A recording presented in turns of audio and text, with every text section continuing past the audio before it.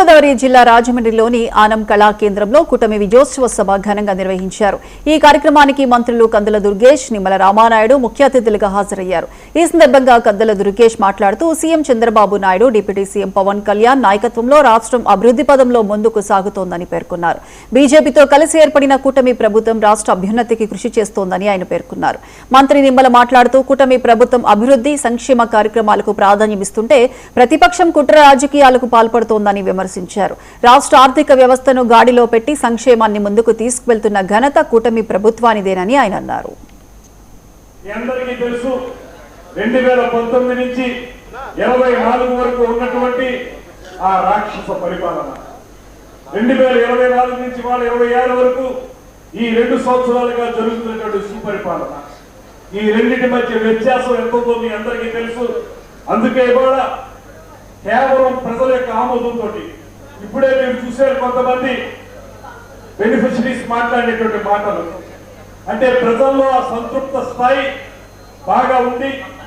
ఎన్నికల సమయంలో ఏ కార్యక్రమాలు, ఏ హామీలు అయితే మనం ఇచ్చామో ఆ హామీలన్నింటినీ కూడా తూచా తప్పకుండా అమలు చేస్తున్నటువంటి నేపథ్యంలో రాష్ట్ర ప్రజలందరి మనసుల్లో కూడా ఈ కూటమి ప్రభుత్వం బాగా పరిపాలన చేస్తుంది, కార్యక్రమాన్ని అమలు చేస్తుంది.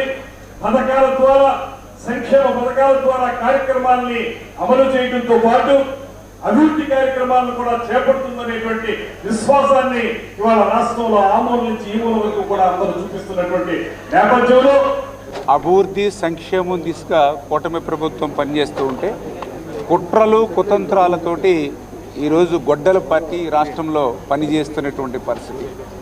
అబద్ధాలకి, అసత్యాలకి ప్యాంటు చొక్కా వేస్తే జగన్మోహన్ రెడ్డి, అబద్ధాలకి, అసత్యాలకి పేటెంట్ హక్కు ఈవేళ గొడ్డల పార్టీది.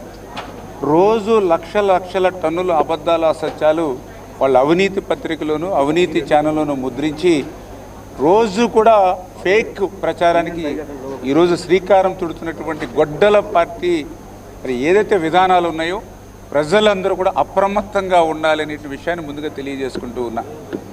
ఎందుకంటే 5 సంవత్సరాలు గొడ్డల పార్టీకి అధికారం ఇచ్చారు. మరి తాడేపల్లి రాజప్రసాదానికి పరిమితమైపోయినటువంటి వ్యక్తి 5 సంవత్సరాల అధికారంలో ఉన్నప్పుడు ఆ రోజు తాడేపల్లి బయటికి రావాలి అని అంటే బ్యారికేడ్లు, పరదాలు కట్టుకుని 144 సెక్షన్ పెట్టుకుని, 30 యాక్ట్ పెట్టుకుని, ముందస్తు అరెస్టులు పెట్టుకుని, హౌస్ అరెస్టులు పెట్టుకుని ఆ రోజు మరి ఎవరైనా ఆ యొక్క ఎప్పుడైనా జగన్మోహన్ రెడ్డి తప్పుజారు ఒక మీటింగ్ పెడితే ఆ మీటింగ్ దగ్గర కూడా మరి నల్ల రిబ్బన్లు పెట్టుకుని వచ్చినా సరే. ఆదిలాబాద్ జిల్లాలో